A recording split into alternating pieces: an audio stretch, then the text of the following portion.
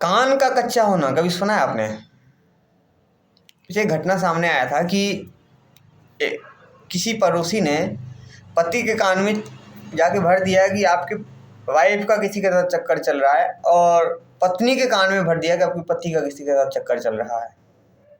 अब दोनों एक दूसरे के विपरीत, अब एक दूसरे के पीछे षड्यंत्र चला रहे हैं।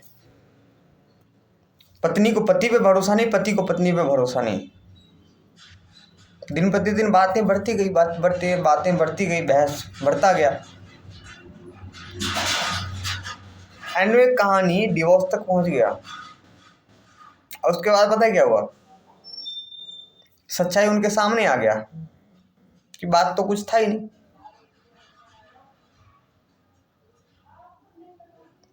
लेकिन पूरी समाज में उनके बीच जो चल रहा था वो बात फैल गई।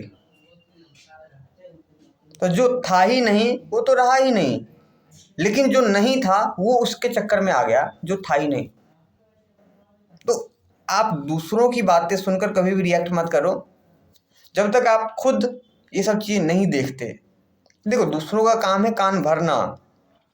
आप खुश रहोगे तो दूसरों को जेलसी होगा ही होगा, और आप दुखी रहोगे तो दूसरे दुखी होंगे जरूरी नहीं है।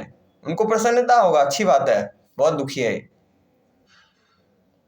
तो कान के इतने कच्चे मत बनो कि कोई भी आके कुछ भी बोलता है और आप रिएक्ट कर दो।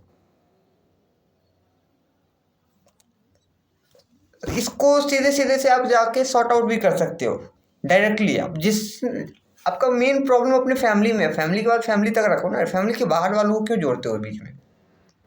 एक चीज़ याद रखना, रिलेशनशिप में अगर लॉयल्टी चाहिए ना, तो आपको देखो, रिश्ते एक ऐसा रेत होता है जिसको आप मुट्ठी में जितना जकड़ने का प्रयास करोगे उतना वो हाथ से फिसल जाएगा, और जितना आप उसको ढील दोगे उतना वो आपके हाथ में टिका रहेगा। यहाँ पे कोई जोर जबरदस्ती नहीं चलता, ठीक है? क्योंकि रिश्तों में आप किसी औजार का इस्तेमाल नहीं कर सकते, ना ही किसी बकेट का इस्तेमाल कर सकते हो। आप उसमें कर सकते हो तो केवल हाथों का इस्तेमाल, जो नेचुरल है। या फिर कहें कि फीलिंग्स का कह सकते हो, या फिर अंडरस्टैंडिंग का कह सकते हो। तो दूसरों की बातों में आकर कोई भी निर्णय ना ले। निर्णय लेने से पहले 1000 बार ये सोच ले कि इसका रिजल्ट क्या निकलेगा। अगर ये गलत हुआ तो फिर इसका रिजल्ट क्या निकलेगा। पॉसिबल है आपका घर टूटने से बच जाए, क्योंकि देखो, पैसे से ईंट का घर तो खरीदा जा सकता है, लेकिन परिवार नहीं खरीदा जा सकता।